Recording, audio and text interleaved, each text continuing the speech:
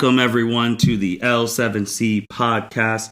Today, we have a very special episode for you guys. Today, we are going to be talking about some My Hero Academia with making her return because she said she was coming back and she is here to stay. Andrea, Alaniz. How are you doing today, ma'am? I'm good. How are you? I'm doing fantastic. I'm excited to talk some My Hero with you because when we run into each other at work and we start going in the rabbit hole of My Hero, we realize it's 8 o'clock at night and it's time to go. So now we have a free forum so that we could talk about some My Hero, which we both are very deeply invested in. So on today's episode, we're just going to go over some basics on what My Hero Academia is, what's the power system in there, what does Andrea like about it, what she doesn't like about it, her favorite people, her least favorite people, and then we'll preview the next episode Andrea is on with us. So let's just kick it right off the bat. Andrea, what is My Hero Academia? So My Hero Academia is a Japanese anime that revolves around superheroes and a superhero society. Basically, the manga came out in 2014 and the anime recently arrived in 2016. I actually didn't start watching until I think the later portion of 2019, so I'm more of a recent kind of fan, but I'd love to binge watch the episodes, waiting for the new seasons. I just watched the first movie kind of out of order, and the movies were fantastic. If any fans have not seen the movies, I highly recommend watching the movies. So, as you said, the manga started in 2014, like you said, and then it just started in anime-wise in 2016. And what made you do you like superheroes? I do. I do like superheroes. I'm a big Marvel fan. Unfortunately, the DC movie universe has let me down personally a little bit. Sorry if that's a hot take. But I love Marvel movies. I love superheroes.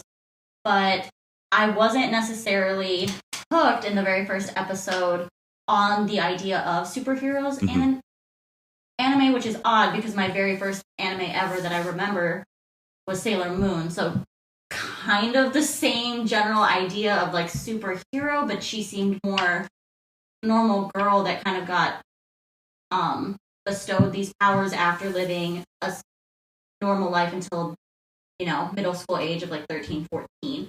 Whereas this was more people are born with quirks. This is the society we live in now, which is a little harder for me to understand because even within the Marvel universe, it's a select few people have these superpowers. Whereas in My Hero, most of the population has some sort of superpower or quirk, as it's called in the show. I believe they said 80%. Yeah, I think it is 80%, and most of them are born, and they either have these quirks as they are like at the time of birth, or they manifest by the age of 4. Okay.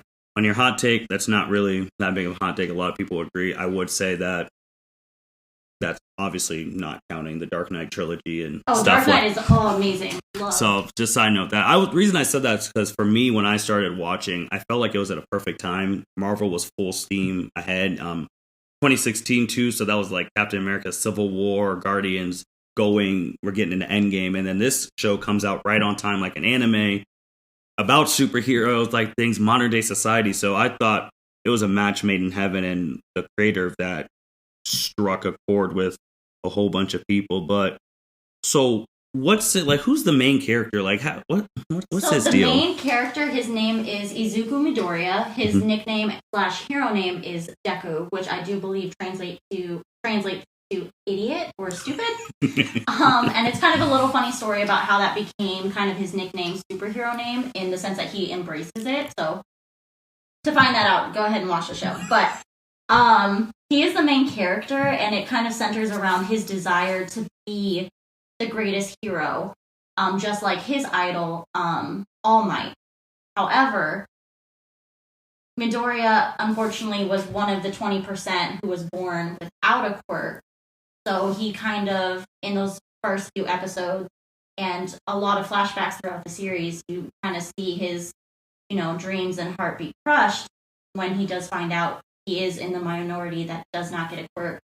So when he reaches out to his mom for the support of, oh, you can still be a superhero, she instead apologizes to him for not being able to give him the quirk that he wanted, or that to give him a quirk in general. So that's also kind of heart-wrenching. But even as he grows up with kind of that, I don't want to say discouragement, but not support in the right way from his mom, he still studies quirks obsessively. He takes notes on all the heroes, what their quirks do, kind of what their specialty is, and keeps them all in a journal. And as it so happens, right before he's able to get into high school, he has a chance encounter, actually a couple of chance encounters with All Might. And we learn at this point that there are some quirks that can be passed down between people non-genetically. So that is how Midoriya does get a quirk and is the main character, with the intro being his voiceover. This is the story of how I became the number one hero. So you kept bringing up quirks, and we've watched anime, a lot of it, and every anime has their fighting animes have their own power system. So is quirks like the power system in this anime? Yes, so quirks are the power system. However, quirks can also kind of be more menial, kind of everyday, not necessarily like powers. They are considered a superpower and a quirk per person, but some of them can just be anthropomorphic in the sense that we see at one point a police officer who physically is a cat, but we don't necessarily see any other quirk manifestation that could be transferred into a superpower, or this individual decided not to be a hero. So with those quirks, and you already explained how you get them. You can get them from birth. You just explained the main character got his from All Might, who was the greatest hero of all time at this point. And then, like you said in the voiceover, Deku talks about in the future how he's going to be the greatest. So are there any other ways to get quirks besides those ways? Can you mix quirks? So in the mixing quirks, that can kind of come in genetically, in the sense that there is the kind of more dark side of the quirk society or superpower society, in the sense that there are quirk marriages in which it is arranged for someone of a certain quirk to marry someone of a different or similar certain quirk to essentially procreate another superhero, another quirk that could combine the two to balance out any weaknesses of the individual quirk. The biggest example of that would be the number 2 hero, Endeavor. His real name is NG Todoroki, and his wife, I apologize, I don't know her name, but they have 4 children, and one of which is the culmination of the balance between Endeavor's fire quirk and then his wife's ice quirk, and their son's name is Shoto Todoroki. And so his quirk is called Hellfire. No, I think isn't that something? It's one fire thing. I'm just gonna say Hellfire. Isn't it half hot, half cold? Well, that's Shoto's, yeah. But his dad is called Hellfire. That his mom got the ice thing, and I'll get into it later. It's kind of funny that his is Hellfire, because maybe that's where he should be. For sure. But with those and with the quirks, they sound really cool. So just, if you were in the My Hero world, what quirk would you want? So the quirks in My Hero kind of get their own specialized name. I don't know what it would be called, but essentially I would probably really want a water or ice manipulation quirk. So like kind of Mrs. Todoroki's kind of ice quirk, or essentially what I would prefer is to be a water vendor. But shout out to Avatar. The best. But other than that, probably as a kid I always wanted to be able to fly. So then even just having wings in general that allow me to fly would be great. Hawks is a different hero who kind of has that quirk and is also able to control the individual feathers to do other things. But I'm cool with just basic that the wings can make you fly. So you would go with water bending and then also with like the ability to fly. Those would be your top two. Yeah, those are my top 4. Okay. Me personally, my one would be Electrification. That is used by Denki in My Hero Academia. He's a minor supporting character. And he has the power to cover himself in electricity.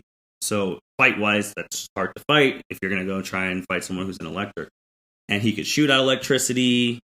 He can absorb electricity. So I was just thinking, even in my practical life at the time of recording now, in your home state of Texas, they have no power, a lot of people. And ain't that the truth? So he would be a super valuable person right now because he'd be able to jumpstart cars and houses and all of that. And that would be mine that I would want. And it's just sad because Denki is not using it to the fullest of his potential because he has other interests. But that'd be the top one.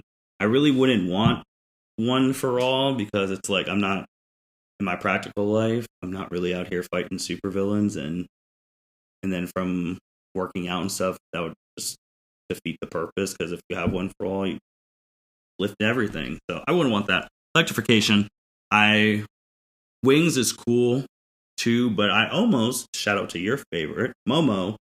The creation thing is so cool. That might be more versatile than the electric because she can make anything, and that would be a super cool quirk to have as well. And you said earlier that like 80% of the people have quirks right now, and there's heroes and there's villains. But if there's 80% of people running around with powers of some sort, is there any way to control like these people? Like we were talking about a little bit earlier about Marvel and how this came out in 2016, and that was around Civil War and fighting over the Sokovian Accords about registering heroes. Are heroes registered? Do people know like people's real names? So the real names is kind of odd, so I'll touch back on that. But there is kind of an overruling body in My Hero Academia called the Hero Public Safety Commission, and for you to be able to use your quirk in service of society by chasing villains, trying to subdue, helping in emergency situations using your quirk, you do have to be licensed and go through a licensing exam. And this Hero Public Safety Commission, or HPSC, is actually run by non-heroes. Yeah. So it's kind of an overruling body to try to balance out the power of superhuman people with powers versus just the general public who also have powers, but without that licensure are not sanctioned to use them. And if they do, then there is a disciplinary process, because we do touch on that in the show, where as non-licensed students, Midoriya, Shoto Todoroki, and Katsuki Bakugo, not Katsuki, Ida Tensei. We're fighting against Stain. Oh my goodness, not Ida. It is Ida, but I forget his last name. Go after Rocket Feet. Yes. Rocket Cabs. Rocket Cabs. Yep, they fight Stain. They fight Stain. One of the best fights. Right. And they get in trouble for it because they're not licensed heroes. Even though they were doing a public service, they were protecting the public themselves. Another hero, they did almost kind of get banned from becoming heroes. So there is kind of a checks and balance within the society. I also kind of briefly mentioned the police. So the police are still present in My Hero, but essentially they're the ones that make the arrests once supervillains have been subdued, because a lot of the supervillains that we see cannot be subdued by normal police forces with just typical human traits and weaponry. So essentially the heroes would come in, get the villains under control, knock them out because they're not allowed to kill them, then turn them over to the police to be arrested and imprisoned. They also provide a little bit of support backup to the superheroes and help with background investigation tasks, as well as just doing lower level law enforcement where, you know, the quirks kind of come on a varying scale. So if somebody's got like a lesser quirk that's not too hard to handle, the police are able to handle that themselves. So it is almost like the DC Marvel world where the superheroes do all the work and then the cops come and clean it up after they've been knocked unconscious and put in the jail or whatever facility, stuff like that. Mm-hmm. And you said Endeavor's real name, which not a lot of people know. Even the number one most popular hero, All Might, to remember, if I do remember from the show, was there's only one person who calls him by his real name, and that was Gran Torino, right? Because Gran Torino trained him when he was like 18 or whatever. Right. So are they just called by their superhero? Like, they're not called by their public names then, because nobody knows. That's why it's kind of complicated. So in general, you do have a hero name. Mm-hmm. However, there are some characters at this point that have chosen to use their real names as their hero name. One of which is Shoto Todoroki. He goes by Shoto. Yeah. And then the other kind of aspect that's kind of odd is if they are supposed to use cover names just across the board as a rule, during the sports festival, which is televised nationally, yes, they only go by their actual names and are showing their quirks. So, I mean, if somebody really wanted to dig up the history, it's not that hard to find video of Deku or Midoriya's fight against Shoto and know their actual names. Mm-hmm. So when I was researching about the governing body of the hero, like the Hero Public Safety Commission, and like how it started and all that stuff, and how before they were established, and we had like vigilantes and stuff like that.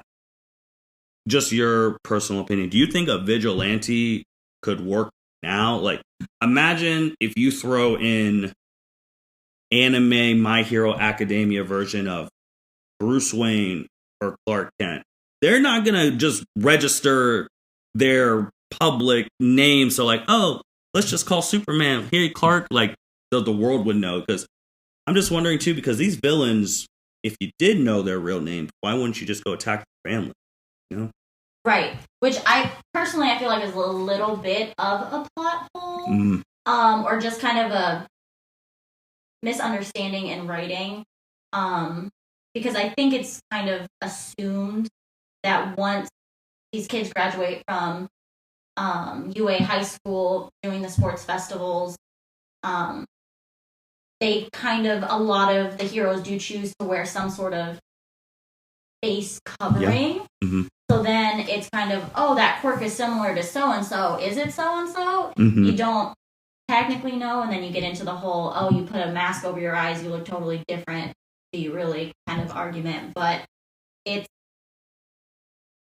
one of those things where truly, if villains were going to be that villainous, why would they not, if they know the names of these people, go after their family?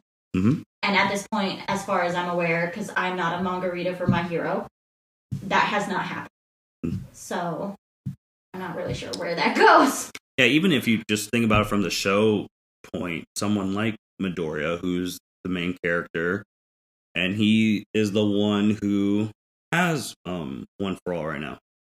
So if you're a villain, and the main villains already know, like the two, like All for One knows that he inherited it, and then Shigaraki, whatever, he knows that he has it, and if they've seen his personality, they'll know that if his mom was in danger, he'd probably give it up to save his mom. So I don't understand why they just don't show up to his mom's house, kidnap her, things like that.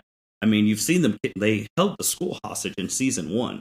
Right. So, like, I think you're right. Like, that's a huge plot hole that's just waiting to be potentially explored in the future. Like, yeah, we gotta go to, like, secret identities, but that doesn't help that the top school, like you said earlier, is publicizing all their fights and showing the world what these kids can do with no mask, because they weren't even in their hero costumes in sports, but they were in just the regular jumpsuit, no face cover. Like, ooh, that's a plot hole waiting to be exploited in the near future.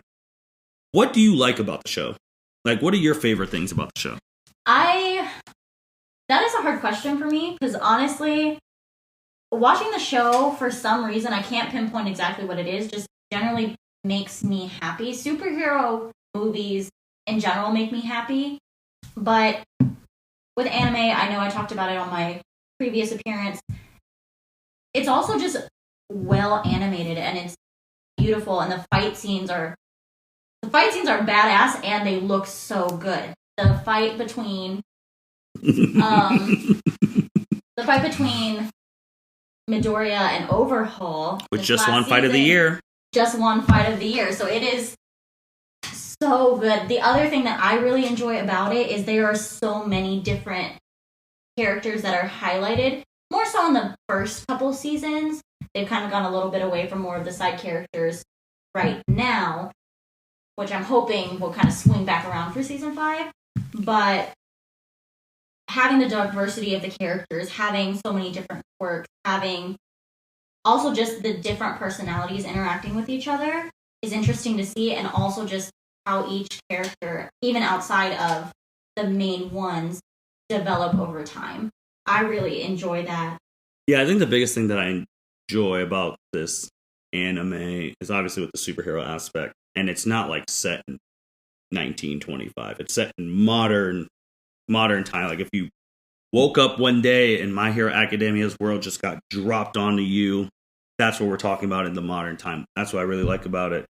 And I also like about the character is how everyone can be useful, especially in seasons like 1 through 3.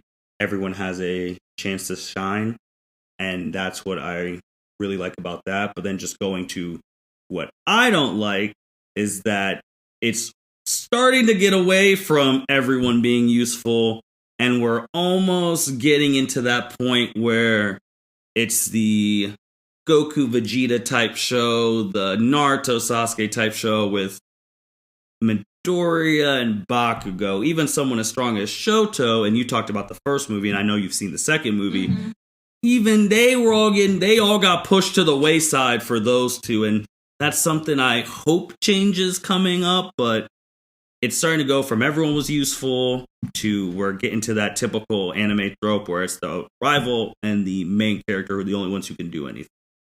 So that's one thing I don't like right now going for. What do you not like about or want something like change?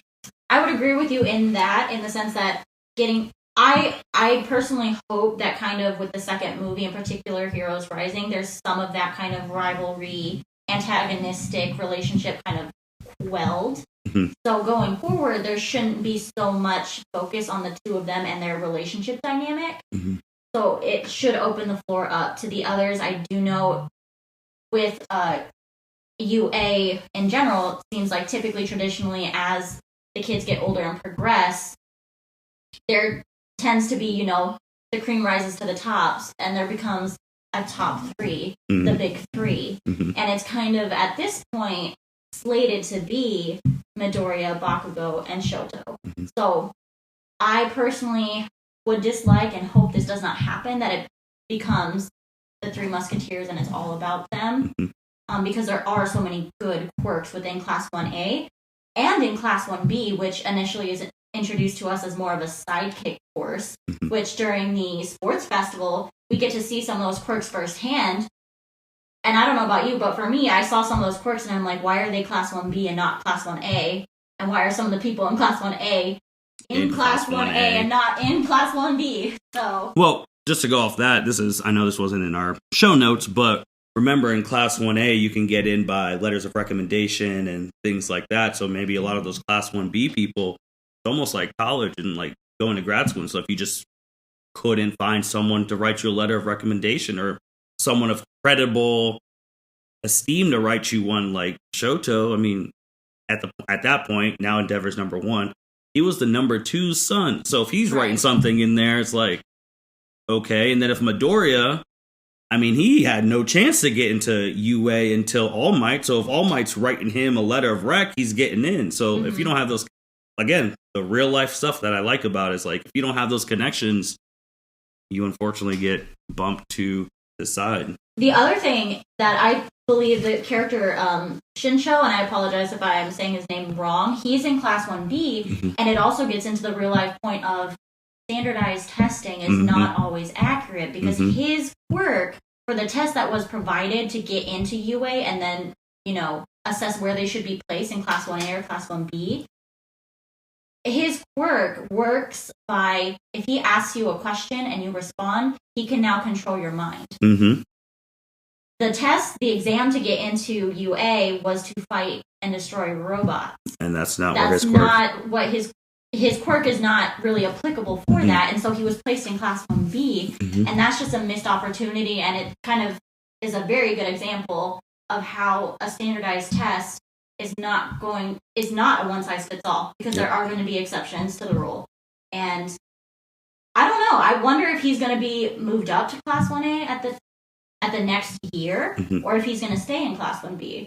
And I feel like if that's the case, then is anybody from Class 1A getting bumped to 1B? That's a good question. But we shall see. Yeah. And then you talked about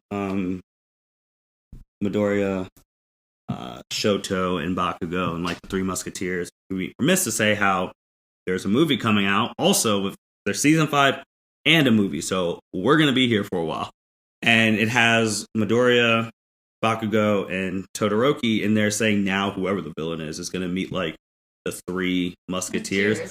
So since Shoto's on the cover, I'm hoping he actually gets some time, or they just put him on there because he's a fan favorite and he's going to be the guy who's getting destroyed while Bakugo and Midoriya have to come save him and do the final blow. And just on that movie thing, I don't know if you saw, but I think a lot of people know who John Cena is.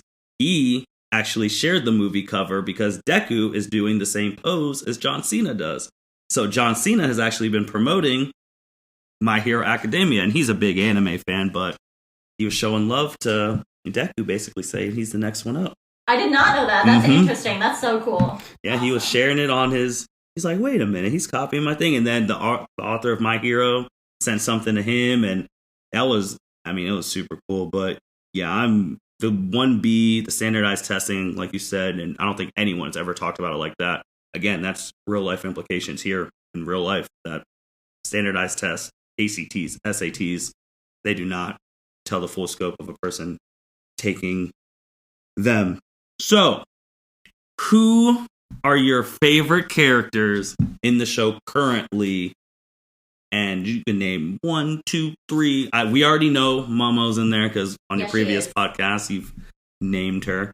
But who else is some of your favorites? I know a couple of them, but I want the listeners to hear them. So I definitely... Shoto Todoroki is one of my favorites. He is very popular and is a fan favorite. Ironically, in the popularity polls lately, he's actually been polling under Bakugo, which surprises me a little bit, but that's a topic for a different day. Oh, we can talk about it now. I can tell you that's okay. That's okay. And then after that would be Midoriya. I struggled connecting with him just a little bit in the very beginning, just because there was that whole argument about whether or not he cries too much. And still going on. It's a big argument in the anime world about a main character crying too much. But it's one of those things that I wrestled with myself in the sense of, if I was that kid, if I had a dream, age of 4, I get told that can't happen. I go to my mother for support, and she just apologizes for not being able to give me the thing I needed to make my dream come true. And then finally being able to prove to someone that you're worthy of having this dream, of worthy of being a hero, and then managing to miraculously get one of the best quirks, arguably, in the world. So, of course you're going to be overcome with emotion. Of course you're going to be, and especially since he, being quirkless, and part of the issues with Bakugo, is he was bullied for being quirkless and wanting to be a hero. He was kind of beat down, and so he's not a confident character. He wanted that dream, he was going to make it happen somehow, but he didn't really know how, and he didn't necessarily have the confidence in himself to know he was going to do it. He just wanted to do it somehow. And so it makes sense that he's overwhelmed with emotion when he gets told he can be a hero himself by his idol, his absolute idol. He doesn't have a father figure, as far as we're aware in the show. And so his idol has been his father figure. And so for his mom to kind of let him down in that supportive area, now have his idol, who he sees as a father figure, accept that how he is now and his character is good enough to be a hero even without a quirk. But then it just so happens, yes, I can give you a quirk. It makes sense. It was one of those things I'm not used to. So it just took me a little longer to come around to him. But in general, he's just, as I believe the internet popular culture likes to call him, as a cinnamon roll. He's just one of the best boy characters that we have right now in the kind of popular anime realm. So to take it on real life, on Deku and the crying, and you said it was something that you're not used to. I like how my hero does real life things. He's expressing his emotion, and sometimes he cries. How many times throughout society, now it's changing in 2021, but boys were told not to cry and not to show their emotions. So if you've been told that, and obviously like the people creating animes have had that too, and they've made their heroes like that. But then this guy who creates my heroes like, I want to show a main character who has emotion. Like, people will be crying in these situations, so I'm going to show them like that. Maybe that's the reason some people didn't connect, because they're not used to a male main character crying like that. It's just, but then, like you said, once you break it down, like, wouldn't you be crying too? And it takes some it takes some getting used to. But every time he does cry, he also stops his tears and helps save the day in one way or another. So right. I think that's the thing of, like, people aren't used to seeing men cry like that all the time, especially when you compare him to his counterpart. Right. We're Shilla with Bakugo. Oh my goodness. And it's also, like, for me, it took me a second to stop and be like, wow, that's kind of hypocritical when my favorite female character, the one I connected to as a child, that I love so much, Sailor Moon, literally is a cry baby. That's not fair. That's a double standard to have her on the pedestal. She's so great. She's so wonderful. But she does cry all the time. She typically always had some sort of crying fit before a fight, before having to fight anyone, or was crying during the fight, like, oh my god, I don't want to get hurt. So, and then to flip it on a male character and be like, no, that's not allowed, it's unfair. Yeah, because, I mean, especially Sailor Moon at the time, women are emotional. Women are allowed to cry, things like that. And they were letting Sailor Moon have that, and men aren't supposed to be emotional. They're not supposed to be crying. And then, like you said, flip the switch, and now Deku does it, which, I mean, at the end, like Sailor Moon at the end, always did what was right after the crying. Deku's done the same thing, and he's maturing and things like that. So it's also, I mean, he's like 15, if that. Right. So he's still growing up. Any other favorite characters you got? I actually, as a character, I don't know her too much, but I think Midnight as a character is interesting. The rated R hero. Yes. Because it's just, she opens up, and I think I might have talked about it a little bit in the last one, but she actually does an interview where they kind of talk about female hero costume. Whether or not, it's necessary for them to be so revealing or racy. And like you said, she is the R-rated hero. Her quirk, I forget the name of the quirk, but there's a pheromone or a smell that comes off of her skin that incapacitates people. So she has, of course, she's the R-rated hero because she takes it into a little bit of a BDSM corner. But essentially, the fabric of her hero costume needs to cover her skin, but also be able to be ripped or removed well enough or controlled enough to do what she needs it to do. So she's making that argument that, okay, yes, but no, most of these are functional for us. So she kind of opens up that conversation about, women being allowed to wear what they want and display themselves how they want without being judged. And it hasn't come up, as far as I'm aware, anyone commentating on how tight All Might and Endeavor's costumes are as well. Like, it doesn't it doesn't get brought up. To go off that too on real life stuff, especially with time of recording, the Framing Britney Spears podcast came out with Chelsea Hepburn, as we talked about that, and that's a real life thing where I said that when, and I assume it was a guy who was interviewing her, I'm pretty sure, when it guys in power controlling the like sexuality of a girl, like if Midnight had a manager who was a dude, no, I guarantee those questions were not being asked. But since it's Midnight herself taking persona, the outfit, all of that, it's a problem. I mean, and that's something that's happened in real life too, that people have a problem with women owning and claiming their sexuality.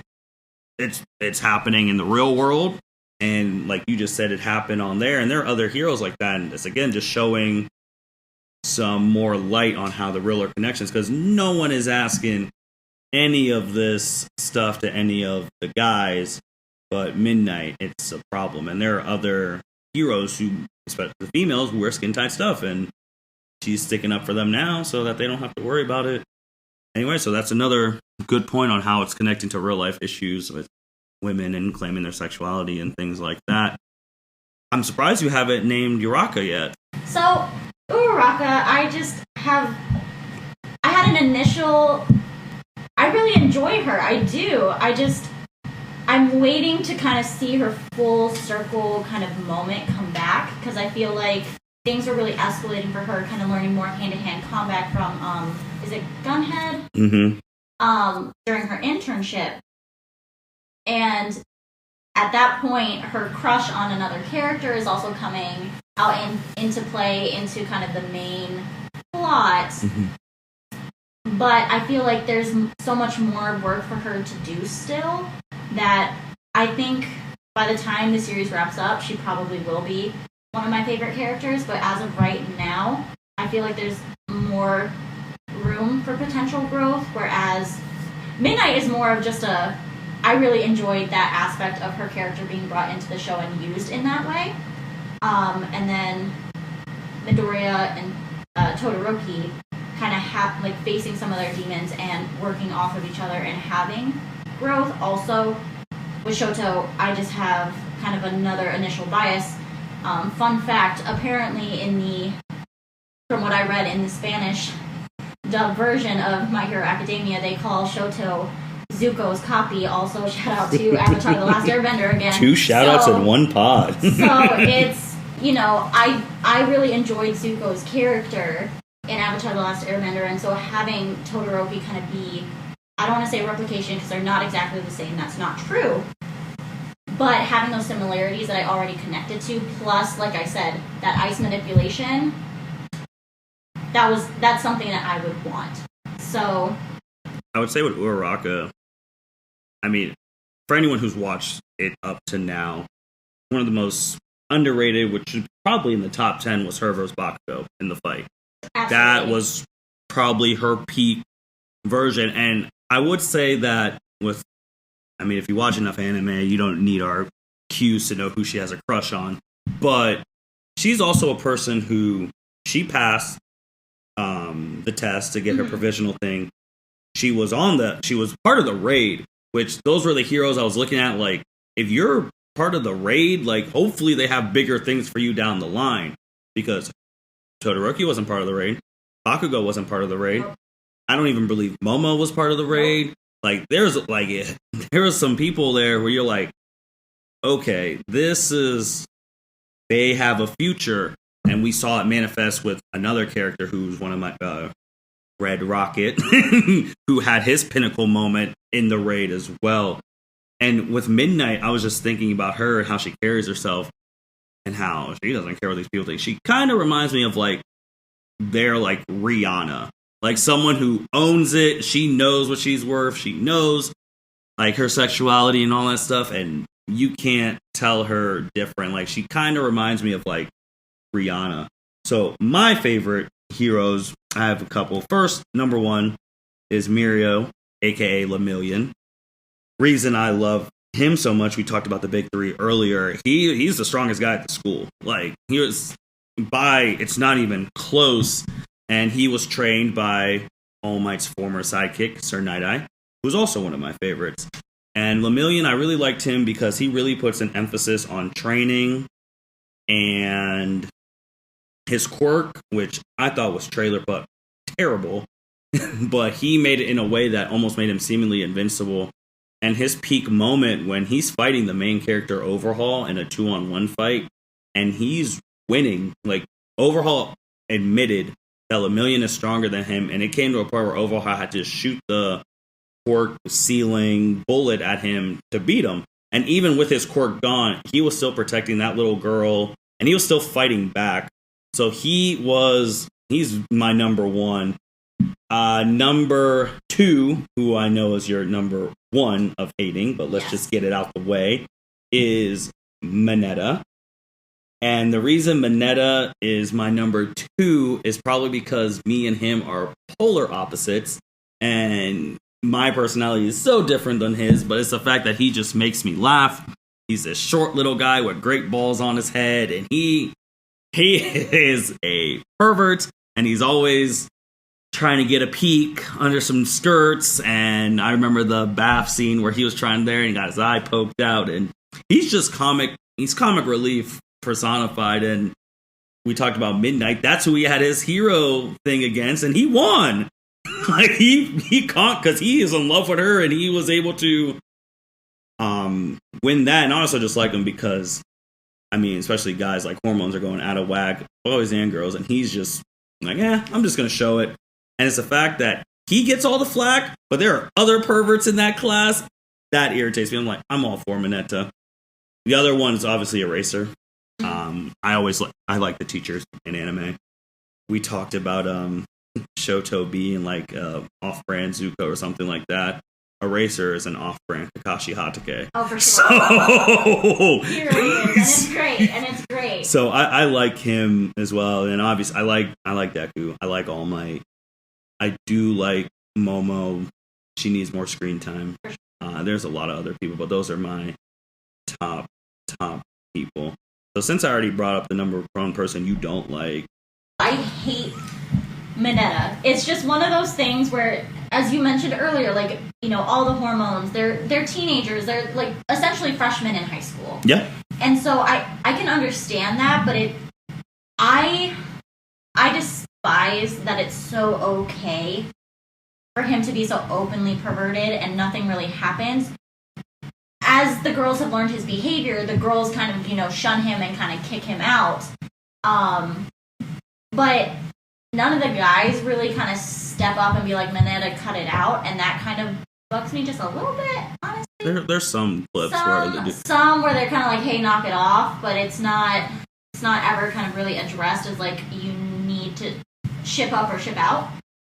Because essentially he's in this school to become a hero himself. Mm-hmm. And if he becomes a hero and he still has this attitude, this behavior, other kids are going to look up to him as like, that's being okay, and it's perpetuating. No, I don't. And honestly, Kaminari is another character who is comic relief. Is he low-key perverted? Yes, because he will go along. He's part of the group. He is, but he's not as... When he's not with Mineta, it's not as bad. So it's that's why I say it's low-key. But there's comic relief without having to be an outright pervert. And it's just... That really bothers me. The other thing that bothers me about him is I still don't understand why he's put in Class 1A. And I think that's just a general question that I have with his quirk. Because his quirk is cool. He has sticky balls on his head that replenish. Mm-hmm. We just haven't seen enough of how he's going to use it or how kind of administration can see where his quirk goes for him to be Class 1A level hero. So, in Class 1A, if you remember the episode where they're taking the test or whatever, he's in the top 10. I believe he's in the top 4 who scored right. Remember when they were like, it was the pre-exams or whatnot, and people were like, it sucks that you're a pervert, but you're actually like super smart, because Momo was taking some of the people to go tutor. Bakugo was taking a Red Rocket to go tutor. He was in the top 10 because I remember they shined a light on him for that. And with Mineta, and yeah, because there is a group, because if you remember too, during the provisional exam, when Deku was fighting the fake Cammy, who talk about she's in more skin tight than Midnight, and it was a fake one, and then like Deku was talking about like her clothes coming off, and everyone's like, hold on, no one cares that you survived. Wait, you saw her naked? And like you saw like all the pervs came out that time. Mm-hmm. The only pushback I would have on stuff with Mineta is because I know you love Naruto. Jiraiya was a pervert since he was a child, and he grew, and he still was a pervert. Rest in peace. One of the saddest deaths ever. But he was pervert all the way through. Like the guy knew Tsunade's breast size by heart. So my hope, and also that's a big anime thing too, that it's always the old people who are the biggest pervert. Master Roshi, pervert. Like it's always the older people. So I like seeing him Mineta now because I think he's gonna grow out of it and and just get it out and like real life implications. We all went to high school. Like you have like the people freshmen, you have people who are just focused on sports, music.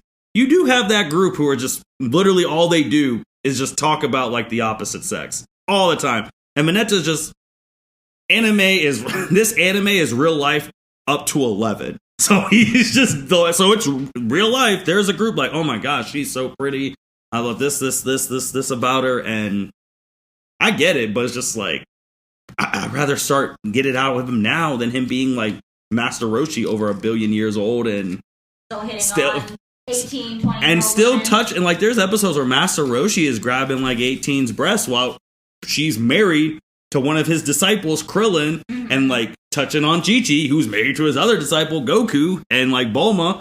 I mean, that Bulma thing, you want to talk about like old school, like she was 16, he was like whatever, and she had to flash him to get the Dragon Balls. So it's like, Mineta now, if he starts now and then he grows out of it, he'll be one of the biggest come-ups ever. But, and also, to be seen for me, it's a long, I mean, we're only in year 1. If this show goes from each year that they're in, we're going to be here for a long time. I do believe there's going to be I hope there's going to be a couple time skips, but at the same time, I do feel like time skips would limit the amount of growth that we can see per each individual side character. Mm-hmm. So on the one hand, for, length of time, I want the time skip, but also for development, I don't want the time skip. So, but I just, again, like you said, we know those kids in high school. As a female, yeah. No. Just the patience for those characters, for those people, no. But how many people grow out of that in like real life though? People grow up. Most of them do. But at this point for me, Mineta is a no. Mineta is a no. One day. I can't wait. Mineta is a no. I can't wait until he does the sacrificial play and you're just sitting there like, if he's still a pervert, I'm still not going to be too happy about Well, first he has to get a growth spurt. That's one thing. And also his quirk is good for like capturing people. Yeah. Like sticking them in interrogation, things like that. But who else do you not like? I actually don't know who else you don't like. Well, there's one. But. Enji Todoroki, for sure. Mr. Number 2, now number 1 hero. We're calling him by his real name. We must be very formal with him. No, it's he doesn't deserve his hero name, because I personally feel like if you're that much of a bad person, how do you get to be a hero? A lot of people actually think he saved season 4 because they think his episode was the best episode in the series with prominence Flash, which I thought was cool, but it wasn't the best episode of the series. Yeah, I wouldn't agree with that, and I understand that it's one of those things where in the daytime, in the light, to the public, he's still not got the best personality, I will say up front, but he does his duty as a hero in protecting society. He does it for a selfish reason, but he's still doing what he does to protect his society, potentially to his own detriment. So he is a hero. However, when you turn around, you force a marriage on someone for their quirk. Yep. And then kind of essentially force procreation. It wasn't, he did. It's like, you're going to have my baby and it's going to be the greatest hero ever because I can't ever reach all mine, but my kid can. That's the premise of his whole thing. Right. So, and then also once those children are born, having them up to that litmus test of, okay, did you get half my quirk, half her quirk? No, trash. No, trash. No, trash. We get a fourth, all my attention, all my focus. And is my focus and attention beneficial? No. It's abusive. It is demeaning. And the whole home environment is toxic. And part of the reason it's Shoto Todoroki is Zuko's copy, quote unquote, is he ends up with a burn over his eye because his mother, due to the trauma and the abuse, at one point kind of has a bit of a mental break. Not mental break, what's the word I'm looking for? Psychological break?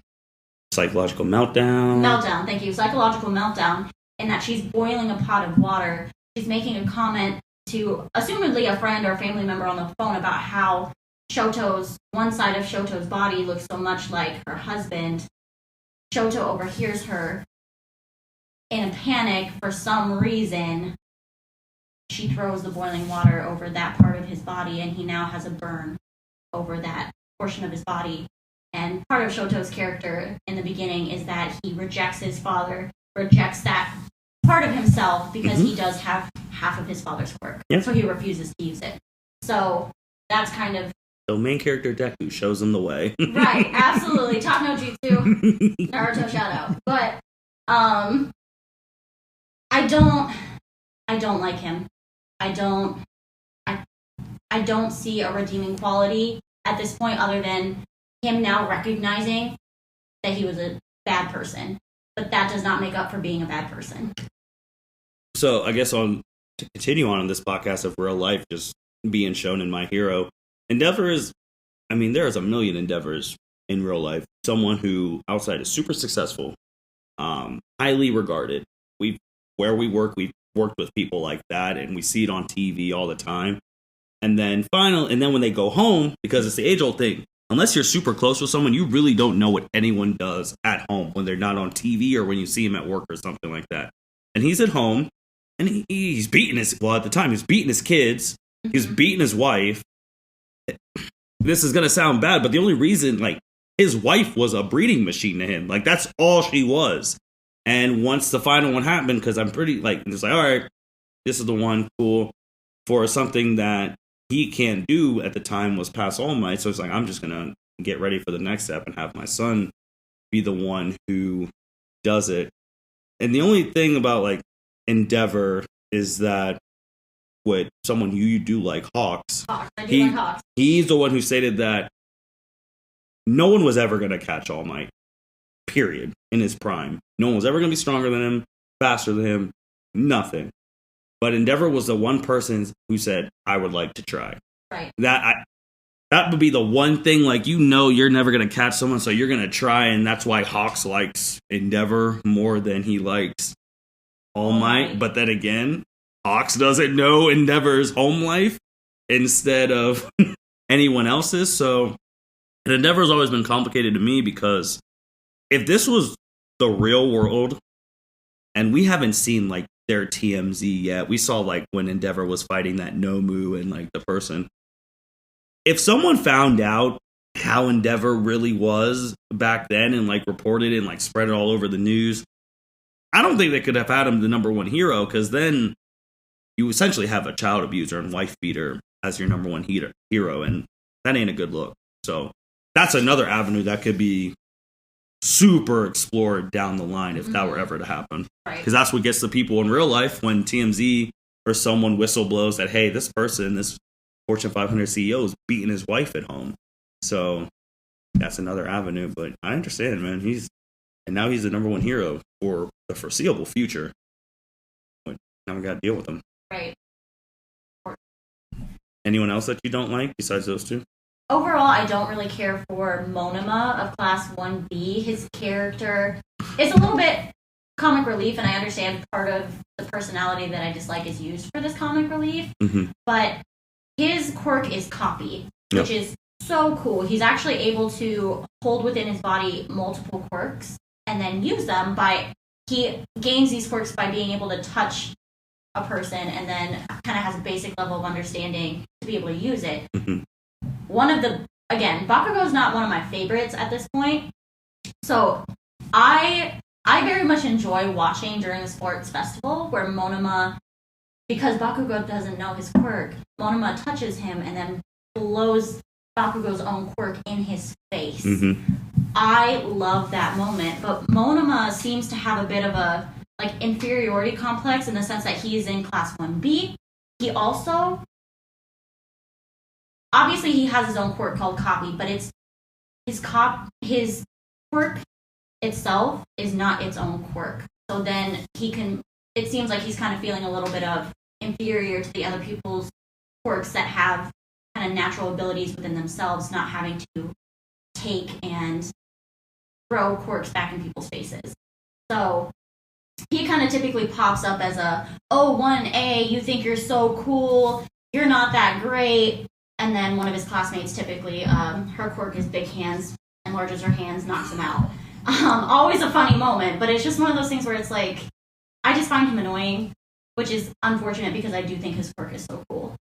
That just reminded me, I don't know why he thought of that, but it made me who someone I think is super underrated in class 1A. I'm blanking on his name, but the French guy shoots from the belly button. Ayame? No, he's the one where his twinkle wouldn't shine. That was his best episode. When the rest, he's the one, the rest of the heroes on class 1A finally pass that test. He's someone who's underrated. The other person I just thought about who I don't like, the main hands guy, Shigaragi, or whatever his name is, the guy with the hands. I don't like him because his motives are terrible. So you hate All Might because he let your grandma die. But you're working for All for One, who killed your grandma. That makes zero sense. And the only benefit of the doubt I can give him is that he doesn't know that. Because that makes no sense. I hate the guy who admired my grandma, who my grandma was basically almost like his mother figure, who my grandma's the one who passed on her quirk to him. But I revere, worship the guy who literally ripped my grandma's heart out of her chest and killed her. But I work for him and I love him. I've hated him ever since. And then the bad guys who come after him have all been better. Stain, better. So great. I was almost at the point where overall should have been the last boss of this whole series, and we don't even know how the whole series goes, but he was fantastic. He was great. At least he makes sense. He wanted a quirkless society because people have lost their way with quirks. Even All Might at the beginning, when he was training Deku, was like, yeah, back in the day, hero work was community service. It wasn't these sponsorships, and people have lost the way. And overall was one of those people like Thanos in Infinity War where you're sitting there and you're just like, well, kind of has a point. Yeah, kind of like, is it really morally sound? No. Can we switch this up? And then I'm all for it. Then I'm like, I'm just gonna get rid of half so we have resources. That's I get the resources thing, but you could have just made more resources. Overall, it's I get the quirk thing, but you don't have to take people's quirk. Just change the society. Abuse that was bad too. And that thing is, I like that child's Aries' grandpa too, and he was, but I just never liked him as Shigaraki. He's trash. I agree. I just feel like maybe as time goes on, we'll get a little bit more development into him. But especially Stain, I really wish I want him to come back. I want him to come back, or I wish he would have been around just a little bit longer to get that message out for himself, because Stain's whole thing was about, being a worthy hero, that if you're not a hero for the right reasons, you don't deserve to be a hero. You don't deserve to be a hero, which goes to, circling back, part of the reason Uraraka is not, the top girl for me is her reason to be a hero is to make money, because heroes do make a lot of money. Mm-hmm. The reason she wants to make money is to help her family, and that's very, very sweet, kind-hearted. Nothing wrong with that. Nothing wrong with that. It's one of those things where it's like, okay, but to be a true hero, like kind of Stain was talking about, you want to be a hero because you want to help people. Yeah. There's nothing in it for you. So that's kind of also my hesitation with Yeah, real life implications. I mean, everyone wants to help their parents out there in a bad spot. I mean, there's been other animes where that's been the hero's main focus to get their parents out of it. But yeah, in this hero sense, I do see your points. And when Stain was like, the only hero that's worth anything is All Might. Like going back to like All Might's like, yeah, people now they just do it. And I do remember when he showed that blood, I was like, the only person who could kill me is All Might. And back then, number 2 Endeavor was shaking in his boots. They were all scared, and he let Deku live because the villains were trying and kill Deku, and he's like, no, this guy has what takes to maybe be a true, yeah. Right. So I really liked Stain when she came back. But Andrea, anything else that we missed on with talking about My Hero? Were there any big things we missed on? Did you want to talk about the potential to steal quirk kind of being in development? This might be a spoiler for the second movie, Heroes Rising, but essentially, the League of Villains, All for One.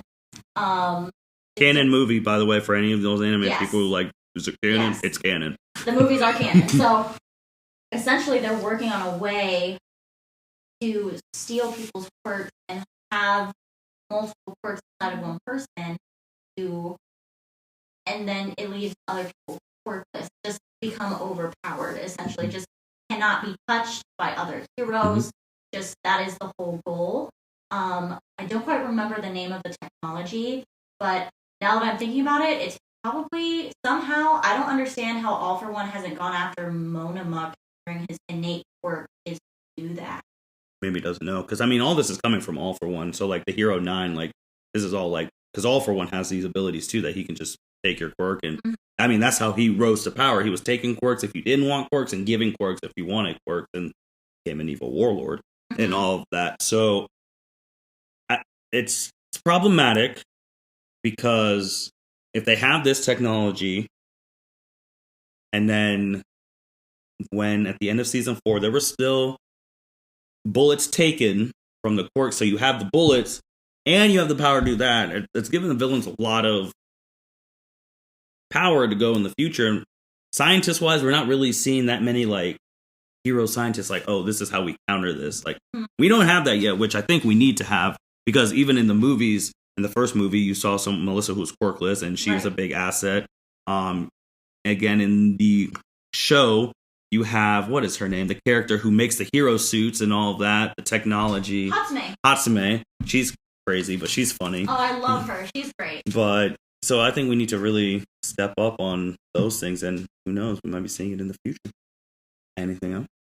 No, I don't think so. I think we've covered a lot more than we intended to, but it was enjoyable and it all seemed to flow, at least on my end. So yeah, no, I mean we could have obviously kept going, but there's no reason to keep going, because obviously, spoiler alert, Andrea's going to be back in like 2 weeks, because My Hero season 5 starts in March, which is going to be next month, in a couple of weeks. So Andrea's going to be back, and we're going to be previewing season 5. So we're going to talk about where we left off in season 4, what we want to happen in season 5. We're going to be talking about things like who needs to step up in season 5, like who needs to get that writer's glow to bring them back into the main fold, and who needs to like take some steps back, because like we know who you are. Obviously, we can't say Deku. The story's about him. So we're going to be previewing season 5 in 2 weeks, and then we're going to be talking about the episodes when they happen and go from there. Andrew, you have anything else? No, thanks for listening, everybody. If you made it this far, I hope if you haven't watched My Hero, you go ahead and start watching it. If you are watching My Hero, I hope you are like me and want to binge it before season 5 comes out. If you're not, I appreciate the fact that you've watched it this far at least once. I hope your love for it continues to grow. And I hope, you'll listen to me in the future talking about the show, because I do love talking about it. And with that being said, thank you everyone for listening to the L7C Podcast. You guys take care.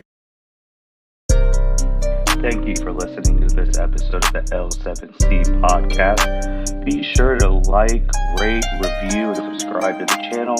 Follow us on all social media platforms, and we'll be talking to you guys soon. Take care.